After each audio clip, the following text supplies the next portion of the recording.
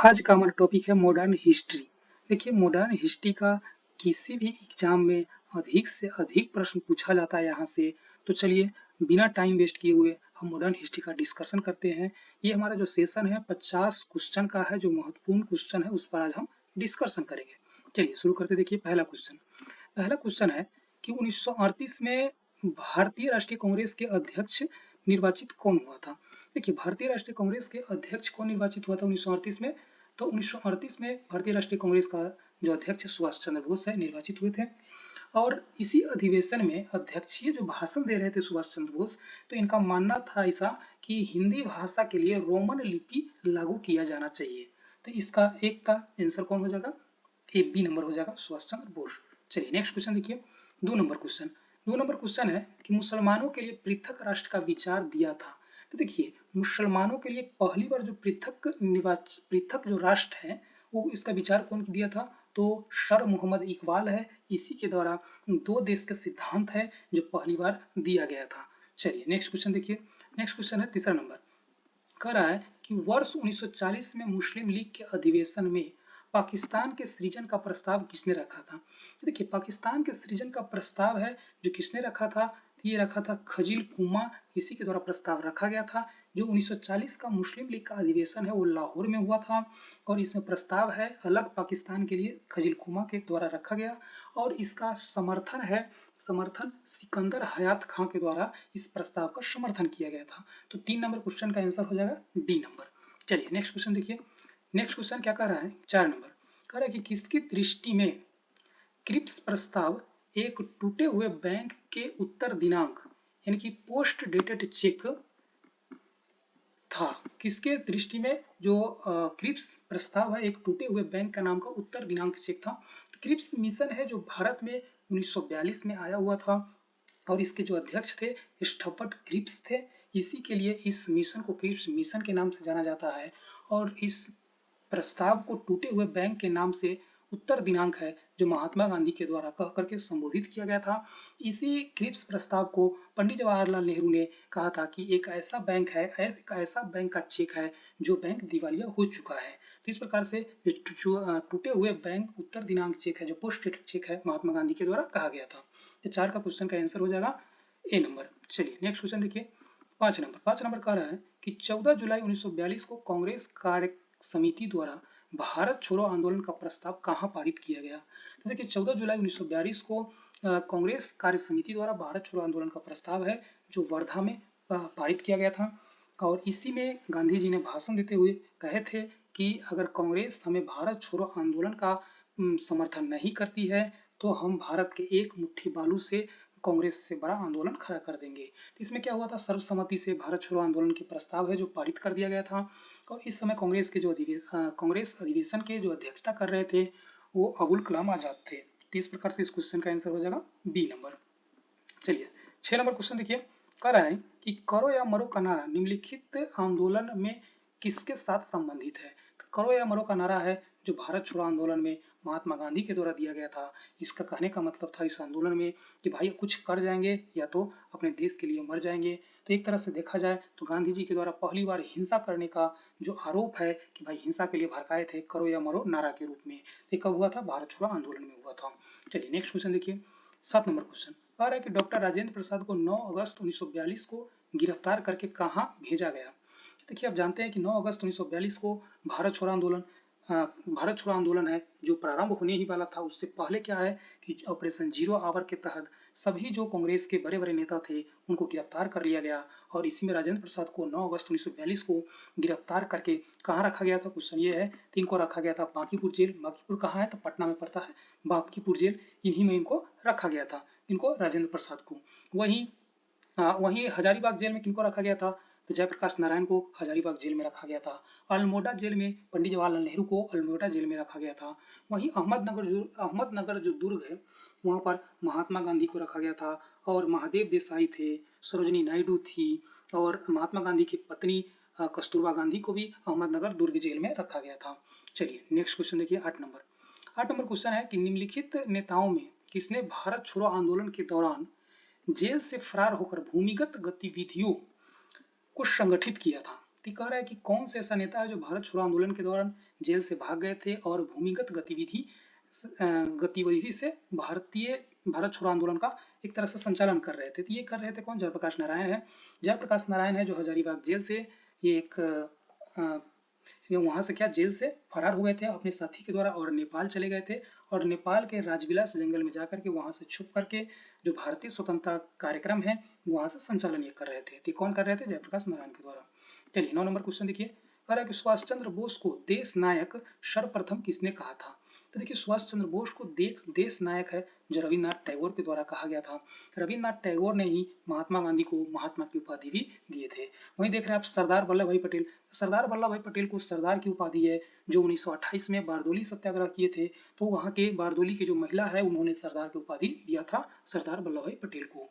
चलिए next question देखिए 10 number है कि निम्नलिखित में किसने 1945 में आजाद हिंद फौज की ओर से लाल किले के मुकदमा में पैरवी कर रहे वकीलों की अध्यक्षता की थी? तब जानते हैं कि 1945 में लाल किला ट्रायल चला था। लाल किला ट्रायल है जो आजाद हिंद फौज के जो 3 अधिकारी थे उनको गिरफ्तार कर लिया गया था, जिसमें थे शाह नवाज खान, दूसरा थे प्रेम कुमार सहगल और तीसरा थे गुरबख्श सिंह ढिल्लो। ये जो 3 अधिकारी थे आजाद हिंद फौज के, इनको गिरफ्तार कर लिया गया था और इनको फांसी की सजा दी गई थी। इसी के लिए जो वकालत है वो वकालत इस पे जो केस चला था उसमें जो आजाद हिंद फौज की ओर से मुकदमा लड़े थे उसकी अध्यक्षता कौन किए थे? तो इसके अध्यक्षता है जो कौन किए थे? तो भूलाभाई देसाई के द्वारा इसके अध्यक्षता किया गया था। ये किस लाल किला ट्रायल के नाम से भी जाना जाता है। ये घटना है 1945 का है। चलिए नेक्स्ट क्वेश्चन देखिए, नेक्स्ट है कब 11 नंबर क्वेश्चन, भारतीय स्वतंत्रता अधिनियम the Indian independent act British संसद द्वारा पारित किया गया था। तो इंडियन इंडिपेंडेंट एक्ट है जो ब्रिटिश संसद के द्वारा 18 जुलाई 1947 को ये पारित कर दिया गया था। कब? जुलाई हो जाएगा 1947 को, 18 जुलाई 1947 को इंडियन इंडिपेंडेंस एक्ट है जो पारित कर दिया गया था। और इसी एक्ट के आधार पर 14 अगस्त 1947 को पाकिस्तान को आज़ाद कर दिया गया और अगले ही दिन 15 अगस्त 1947 को भारत को आज़ाद कर दिया गया था। चलिए नेक्स्ट क्वेश्चन देखिए 12 नंबर, कह रहा है कि 14-15 अगस्त 1947 की मध्य रात्रि केंद्रीय असेंबली में इकबाल का गीत हिंदुस्तान हमारा तथा जनगण मन किसके द्वारा गाया गया था? ये गाना है जो MS सुब्बालक्ष्मी के द्वारा ये गाना है जो 14-15 अगस्त 1947 के मध्य रात्रि इकबाल का जो गीत है हिंदुस्तान हमारा तथा जनगण मन जानते हैं कि रविन्द्रनाथ टैगोर के द्वारा लिखा गया है जनगण मन। तो ये गाना किसके द्वारा गाया गया था? तो MS सुब्बालक्ष्मी के द्वारा गाया गया था। चलिए नेक्स्ट क्वेश्चन देखिए 13 नंबर, कह रहा है निम्नलिखित में किसने ऑल इंडिया मुस्लिम लीग की स्थापना की थी? ऑल इंडिया मुस्लिम लीग की स्थापना आप जानते हैं कि दिसंबर 1906 में हुआ था और इसकी स्थापना है जो नवाब सलीमुल्ला खां, ये ढाका के नवाब थे, इन्हीं के द्वारा किया गया था। कब? 1906 में। किसके द्वारा किया गया था? नवाब सलीमुल्ला खां के द्वारा किया गया था। 1906 में ऑल इंडिया मुस्लिम लीग की स्थापना की गई थी और विधिवत रूप से ऑल इंडिया मुस्लिम लीग के जो पहले अध्यक्ष है वो आगा खां 1906 में बने थे। पहली बार इसके अधिवेशन हुआ था विधिवत रूप से। कहाँ हुआ था अधिवेशन? तो अमृतसर में हुआ था इसकी पहली विधिवत अधिवेशन और इसके पहले विधिवत अध्यक्ष है जो आगा खां बने थे 1908 में। चलिए नेक्स्ट क्वेश्चन देखिए 14 नंबर, ब्रिटिश शासन के दौरान बिहार को एक अलग प्रांत का दर्जा किस वर्ष प्राप्त हुआ था?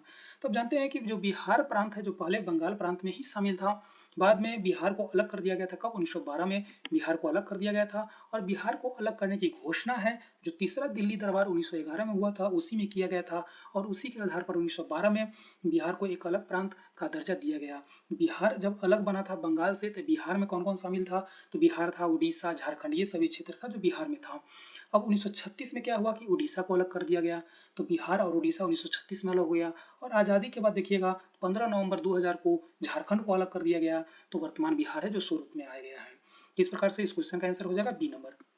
चलिए नेक्स्ट क्वेश्चन देखिए 15 नंबर, कह रहा तिलक तथा एनी बेसेंट द्वारा बनाए गए होम रूल लीगों को एक में मिला दिया गया था। देखिए होम रूल लीग है जो 1916 में बना था, जिस समय प्रथम विश्व युद्ध चल रहा था उस समय एनी बेसेंट और तिलक के द्वारा होम रूल लीग का निर्माण किया गया था। देखिए तिलक का जो होम रूल लीग है वो कुछ क्षेत्र तक ही सीमित था, जैसे महाराष्ट्र दक्षिण भारत में जाइएगा तो अभी मुंबई में तिलक का उतना प्रभाव नहीं था होम रूल लीग का, और वही एनी बेसेंट का जो होम रूल लीग है पूरा भारत पर उसका प्रभाव देखने को मिलता है। तो तिलक और एनी बेसेंट के द्वारा अलग अलग होम रूल लीग बनाया गया था और इसको दोनों को मिला दिया गया था। कब? तो 1918 में दोनों को मिला दिया गया था। 1918 में दोनों को मिला दिया गया था home rule league Annie Besant के और तिलक को। देखिए क्या हुआ था कि तिलक है जो 1918 में एक केस के सिलसिले में इंग्लैंड चले गए थे, जिसकी वजह से एनी बेसेंट और तिलक के जो होम रूलर है दोनों को एक जगह मिला दिया गया। वह क्या था कि वेलेंटाइन सिरोल नामक एक व्यक्ति है इंग्लैंड के, इसने एक पुस्तक लिखी थी इंडिया अर्नेस्ट। इंडिया अर्नेस्ट पुस्तक में बाल गंगाधर तिलक को भारतीय अशांति का पिता कह दिया गया था। तो इसी केस के सिलसिले में मानहानि का केस है जो बाल गंगाधर तिलक ने उस व्यक्ति पर कर दिए थे। और इसी केस के सिलसिले में 1918 में वो क्या कहाँ चल गए थे, तो इंग्लैंड चल गए थे केस लड़ने के लिए, जिसके वजह से एनी बेसेंट के होम रूलिंग और तिलक के होम रूलिंग को एक जगह मिला दिया गया था। चलिए नेक्स्ट क्वेश्चन देखिए 16 नंबर क्वेश्चन कह रहा है कि एम के गांधी ने निम्नलिखित भारतीय राष्ट्रीय कांग्रेस के अधिवेशन में किस एक प्रथम में भाग लिए थे। कहने का क्वेश्चन का अर्थ है कि महात्मा गांधी कांग्रेस के किस अधिवेशन में पहली बार भाग लिए थे। तब महात्मा गांधी के द्वारा पहली बार जो भाग है कलकत्ता अधिवेशन 1901 में भाग लिया गया था। इस समय ये दक्षिण अफ्रीका से भारत घूमने के लिए आए थे, जिसके वजह से कांग्रेस के अधिवेशन में पहली बार 1901 में भाग लिए थे। लेकिन इनको उस समय भारतीय राजनीति में कोई दिलचस्पी नहीं था। 1901 में भाग लिए थे कांग्रेस के अधिवेशन में, और इसका अध्यक्षता है जो दीनसा वाचा के द्वारा उस समय किया जा रहा था। ये 1901 के कांग्रेस अधिवेशन का अध्यक्ष था, दीनसा वाचा के द्वारा किया गया था। चलिए नेक्स्ट क्वेश्चन देखिए 17 नंबर। कह रहा कि भारत के स्वतंत्रता संघर्ष के दौरान सबसे पहले सत्याग्रह किसने किया था। देखिए सबसे पहले सत्याग्रह शब्द का प्रयोग है जो महात्मा गांधी के द्वारा किया गया था। सत्याग्रह सत्य के लिए आग्रह करना, ये सत्याग्रह पहली बार महात्मा गांधी के द्वारा प्रयोग किया गया था। चलिए नेक्स्ट क्वेश्चन देखिए 18 नंबर। निम्नलिखित में किस सत्याग्रह आंदोलन में गांधी जी ने प्रत्यक्ष रूप से भाग नहीं लिया था। कह रहा कि कौन सा आंदोलन है जिसमें महात्मा गांधी ने प्रत्यक्ष रूप से भाग नहीं लिया था।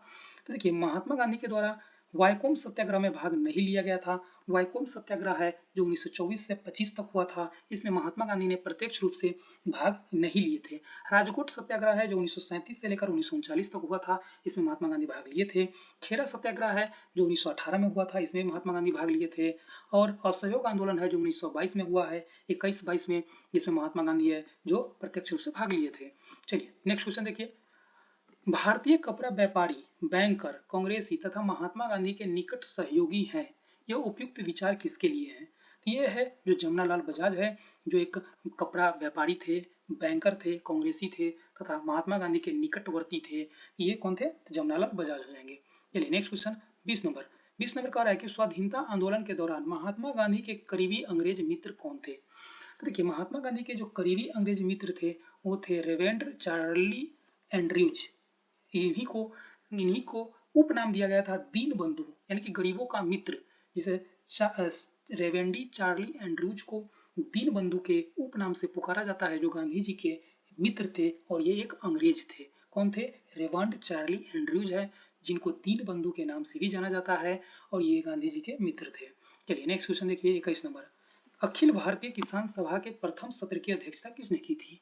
देखिए अखिल भारतीय किसान सभा के प्रथम सत्र की अध्यक्षता है जो एनजी रंगा के द्वारा किया गया था, और इसके सचिव थे जो इसके प्रथम जो सचिव थे वो सहजानंद सरस्वती थे। और अखिल भारतीय किसान सभा का स्थापना है जो 1936 में हुआ था, और ये स्थापना है लखनऊ में हुआ था, और इसके प्रथम अध्यक्षता एनजी रंगा के द्वारा किया गया था, और इसके सचिव थे जो सहजानंद सरस्वती थे। चलिए नेक्स्ट क्वेश्चन देखिए 22 नंबर क्वेश्चन का रहा है कि अखिल भारतीय राजनीति में गांधी जी का पहला साहसिक कदम था।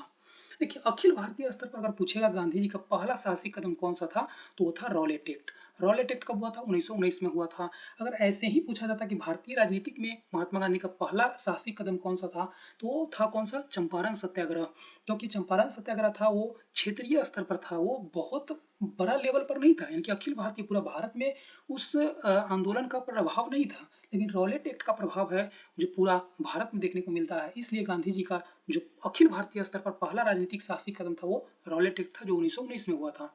वही चंपारण सत्याग्रह है जो 1917 में हुआ था, और ये गांधी जी के द्वारा किया गया पहला सत्याग्रह है, और ये क्षेत्रीय स्तर पर हुआ था। ये केवल एक क्षेत्र विशेष के लिए किया गया आंदोलन था। इस प्रकार से 22 नंबर क्वेश्चन का आंसर हो जाएगा बी नंबर। चलिए नेक्स्ट क्वेश्चन देखिए। नेक्स्ट क्वेश्चन है कि रॉलेट एक्ट के विरोध में किसने लगान न देने का आंदोलन चलाने का सुझाव दिया था। तो लगान न देने का नो टैक्स जो आंदोलन है वो सुझाव दिया गया था, स्वामी श्रद्धानंद के द्वारा चलाया गया था। इस प्रकार से इस क्वेश्चन का आंसर हो जाएगा बी नंबर। चलिए नेक्स्ट क्वेश्चन देखिए। नेक्स्ट क्वेश्चन है कि ब्रिटिश सरकार ने महात्मा गांधी को जो उपाधि दी थी और जिसे उन्होंने असहयोग आंदोलन में वापस कर दिया। देखिए महात्मा गांधी के द्वारा जो असहयोग आंदोलन में वापस किया गया जो उपाधि था वो केसरे हिंद का उपाधि था, जो महात्मा गांधी के द्वारा असहयोग आंदोलन के समय वापस कर दिया गया था। कौन था? केसरे हिंद था। चलिए नेक्स्ट क्वेश्चन देखिए, 25 नंबर देखिए, कह रहा है कि स्वराज पार्टी की स्थापना किया गया था। देखिए स्वराज पार्टी की स्थापना है जो 1923 में लखनऊ में किया गया था, और ये किया गया है किनके द्वारा? CR दास और मोतीलाल नेहरू के द्वारा किया गया था। देखिए ये दोनों का मानना था कि जो एक्ट आया था 1919 में, जो 1919 का एक्ट था, इसके तहत प्रावधान था कि भारतीय लोग भी विधान परिषद में भाग ले सकते हैं। तो ये दोनों व्यक्ति का मानना था कि हमें विधान परिषद में भाग लेना चाहिए, लेकिन कांग्रेस के अन्य सदस्य का मानना था कि हमें विधान परिषद में को बहिष्कार करना चाहिए, भाग नहीं लेना चाहिए।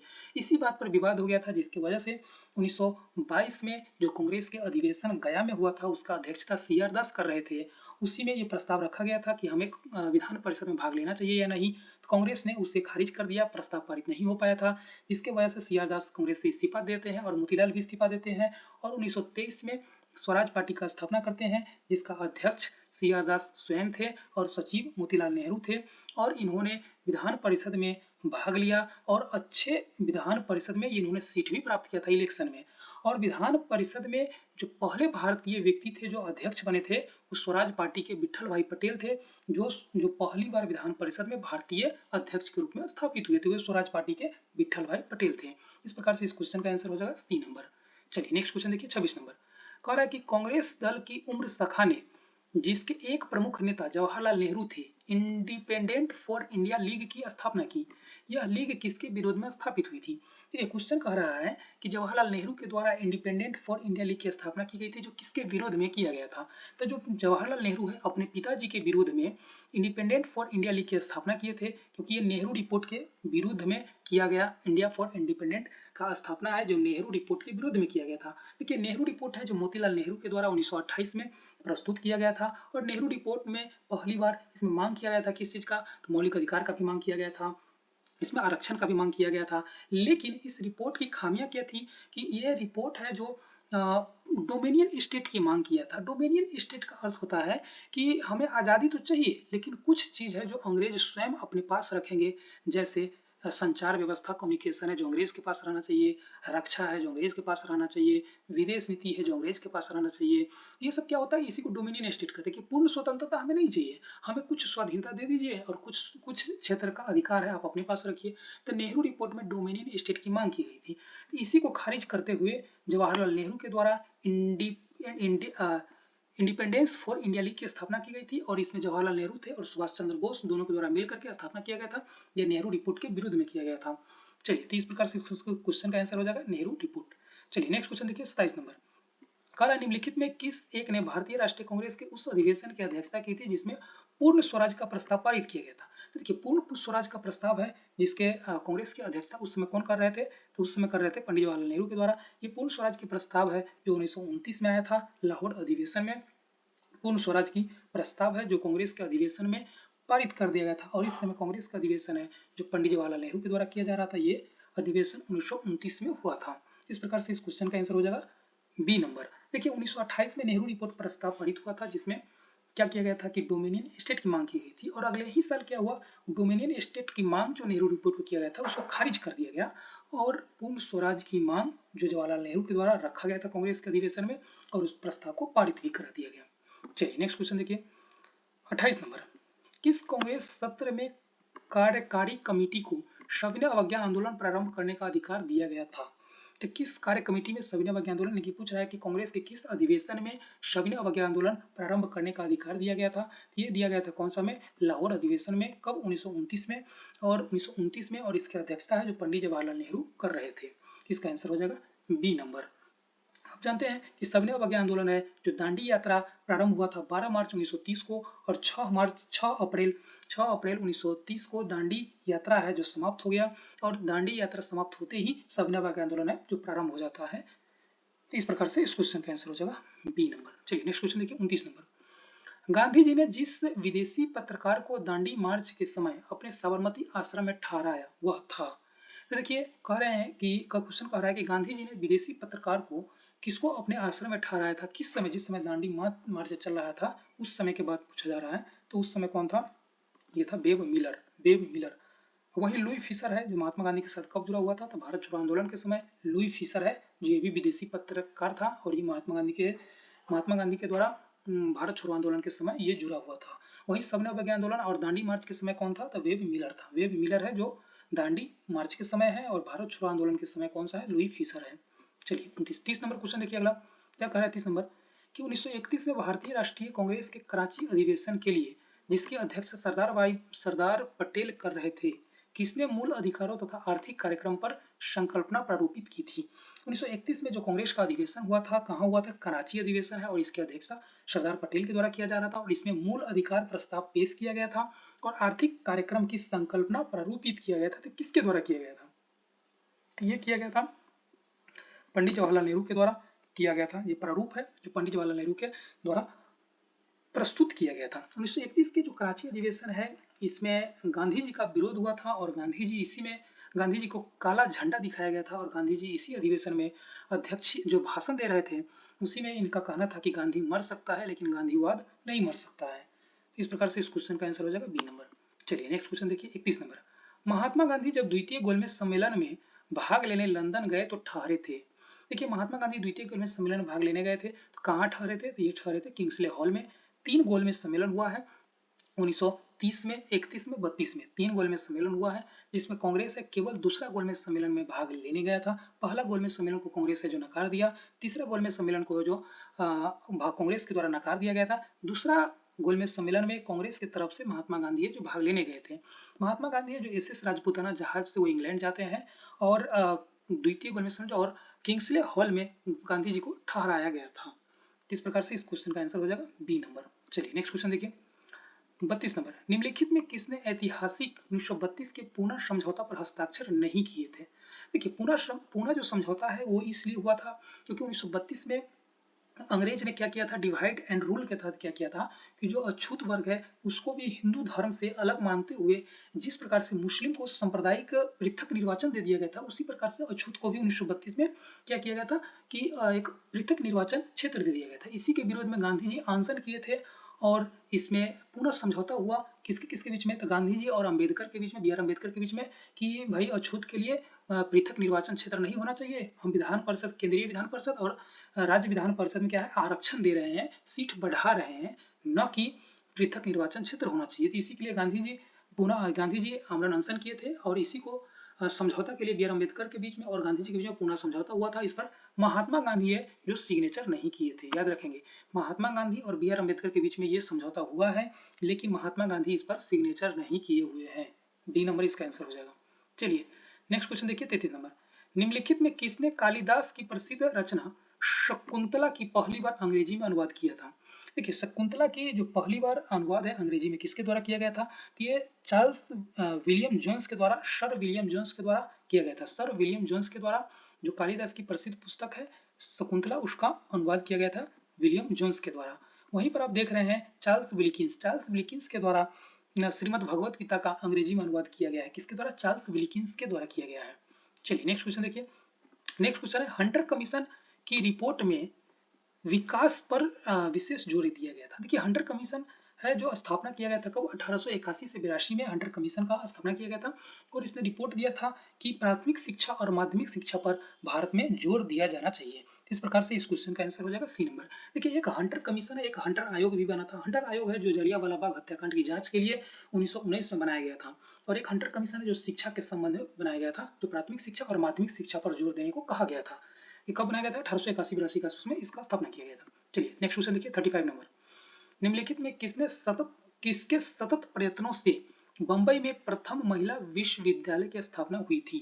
तो देखिए ये जो विश्वविद्यालय की स्थापना है किसके प्रयत्न से किया गया था? तो ये डी के कर्वे के प्रयत्न से पहली बार महिला विश्वविद्यालय की स्थापना किया गया था, डी के कर्वे के प्रयत्न से। चलिए नेक्स्ट क्वेश्चन देखिए 36 नंबर। 36 नंबर क्वेश्चन है कि डेविड हेयर एलेक्जेंडर डफ के साथ मिलकर निम्नलिखित में किसने कलकत्ता में हिंदू कॉलेज की स्थापना की थी? तो कलकत्ता में हिंदू कॉलेज की स्थापना है जो हिंदू कॉलेज की जो स्थापना 1825 में हुआ था, और राजा राम मोहन राय, डेविड हेयर और एलेक्जेंडर डफ ये सब मिल करके हिंदू कॉलेज की स्थापना कलकत्ता में 1825 में किए थे। चलिए नेक्स्ट क्वेश्चन देखिए 37।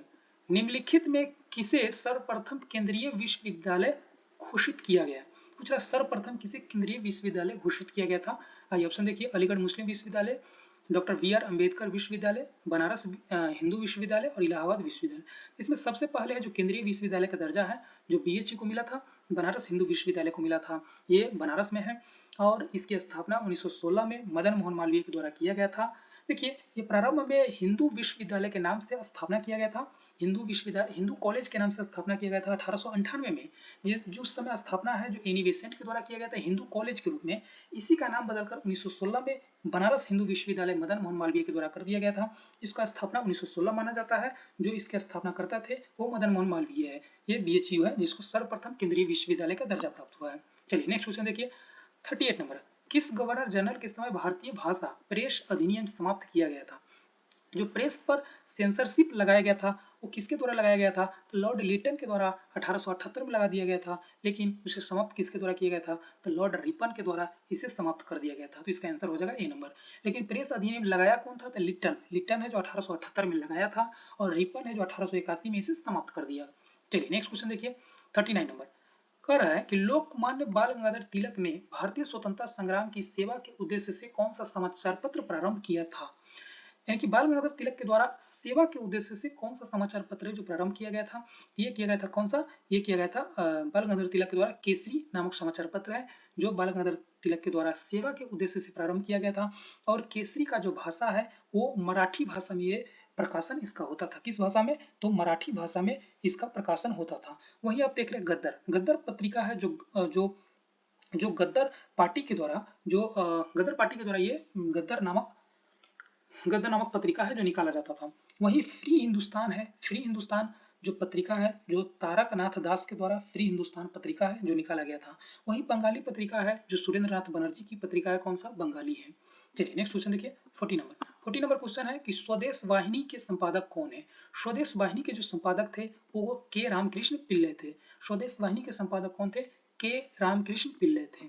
चलिए नेक्स्ट क्वेश्चन है 41 नंबर, निम्नलिखित में कौन सा एक जनरल अबुल कलाम आजाद द्वारा प्रकाशित है? देखिए जनरल अबुल कलाम आजाद के द्वारा प्रकाशित कौन सा पुस्तक है इसके बारे में आपसे पूछा जा रहा है। तो ये कौन सा पुस्तक है? अबुल कलाम आजाद की पुस्तक कौन सा है? यानी कि अल हिलाल है जो मौलाना अबुल कलाम आजाद के द्वारा प्रकाशित यह एक पत्रिका है। कौन सा है? अल हिलाल है जो मौलाना अबुल कलाम आजाद के द्वारा प्रकाशित है। वहीं कॉमरेड जो पत्रिका था वो मौलाना मोहम्मद अली जौहर के द्वारा ये प्रकाशित किया गया था। कॉमरेड किसके द्वारा है? तो मौलाना मोहम्मद अली जौहर के द्वारा कॉमरेड नामक पत्रिका है जो प्रकाशन किया गया था। वहीं द इंडियन सोशोलॉजिस्ट है जो इंग्लैंड में श्याम कृष्ण वर्मा के द्वारा ये पत्रिका का प्रकाशन किया गया था। द इंडियन सोशोलॉजिस्ट है श्याम कृष्ण वर्मा के द्वारा प्रकाशित किया गया था। वहीं जमींदारी पत्रिका है वो किसके द्वारा? मौलाना जफर अली के द्वारा जमींदार पत्रिका संचालन किया गया था और जमींदारी पत्रिका के माध्यम से ही पाकिस्तान के मांग को और बुलंद किया जा रहा था। जमींदारी पत्रिका है जो मौलाना जफर अली के द्वारा प्रकाशित किया गया था और इसी पत्रिका के माध्यम से पाकिस्तान के मांग को और बुलंद किया गया था। तो चलिए नेक्स्ट क्वेश्चन देखिए 42 नंबर, किसको भारतीय पुनर्जागरण का पिता कहा जाता है? देखिए भारतीय पुनर्जागरण का पिता है जो राजा राम मोहन राय को कहा जाता है। राजा राम मोहन राय को भारतीय पुनर्जागरण का पिता कहा जाता है क्योंकि सबसे पहले रूढ़िवादी प्रथा को तोड़ने का प्रयत्न है जो राजा राम मोहन राय के द्वारा ही किया गया था, इसीलिए इनको पुनर्जागरण का पिता कहा जाता है।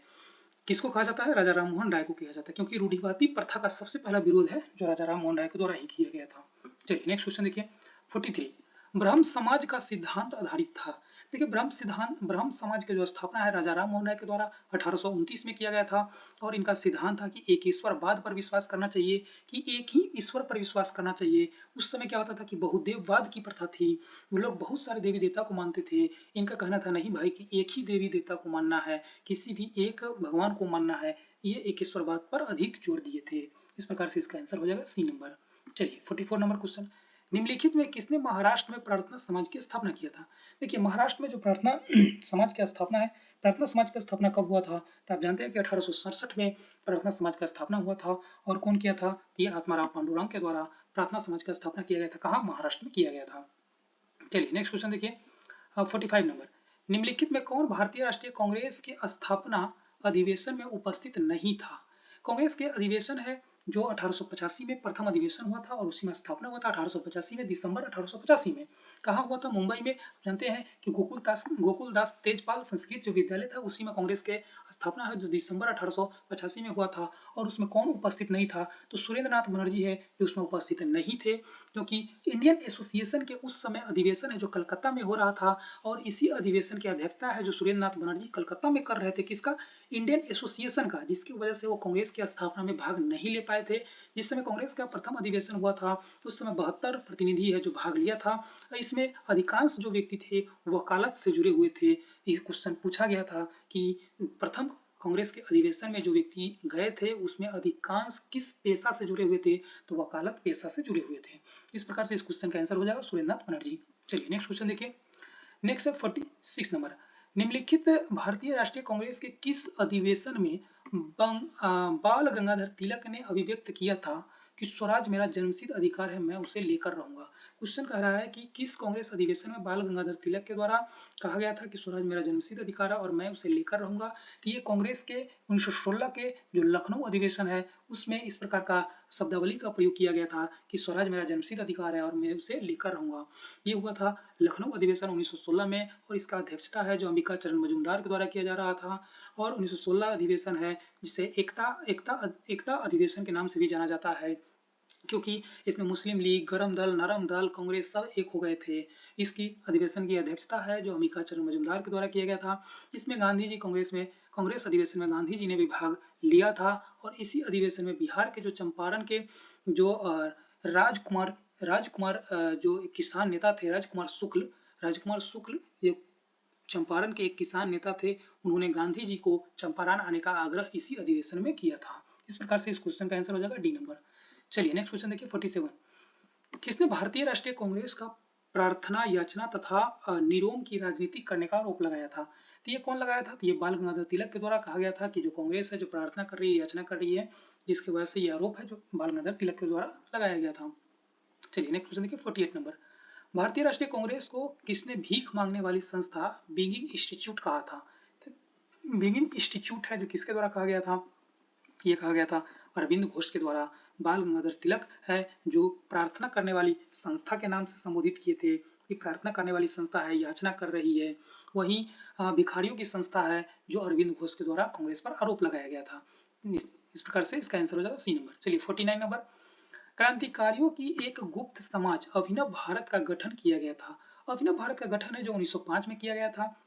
देखिए 1899 में क्या हुआ था कि मित्र मेला की स्थापना बीडी सावरकर के द्वारा किया गया था। 1899 में मित्र मेला का स्थापना किया गया था और उसी का नाम परिवर्तित करके 1905 में अभिनव भारत कर दिया गया था। इस प्रकार से इसका स्थापना कौन हो जाएगा? तो बीडी सावरकर के द्वारा किया गया था अभिनव भारत की स्थापना। इसका पूर्ववर्ती नाम था क्या? मित्र मेला, जिसकी स्थापना 1899 में हुआ था और 1905 में नाम बदल करके अभिनव भारत कर दिया गया बीडी सावरकर के द्वारा। आइए 50 नंबर क्वेश्चन। वर्ष 1928 में हिंदुस्तान सोशलिस्ट रिपब्लिकन एसोसिएशन की स्थापना कहाँ हुई थी? तो हिंदुस्तान सोशलिस्ट रिपब्लिकन एसोसिएशन की जो स्थापना है वो कहाँ किया गया था? तो वो दिल्ली में किया गया था। ये दिल्ली में किया गया था, फिरोज शाह कोटला जो स्टेडियम है उसमें किया गया था। फिरोज शाह कोटला स्टेडियम का नाम बदल करके अरुण जेटली स्टेडियम कर दिया गया है। 1928 में जो HSRA का स्थापना कहाँ किया गया था? तो दिल्ली में किया गया था, फिरोज शाह कोटला स्टेडियम में किया गया था। इसमें जो मुख्य कर्ता धर्ता थे जो कौन थे? तो वो चंद्रशेखर आजाद थे। वहीं HRA हिंदुस्तान रिपब्लिकन एसोसिएशन की स्थापना है जो 1924 में कानपुर में किया गया था और HSRA का स्थापना दिल्ली में किया गया था 1928 में। तो चलिए आज का हमारा ये सेशन समाप्त हुआ। अगर आपको पसंद आए लाइक कीजिए, शेयर कीजिए, कमेंट कीजिए। जय हिंद, जय भारत।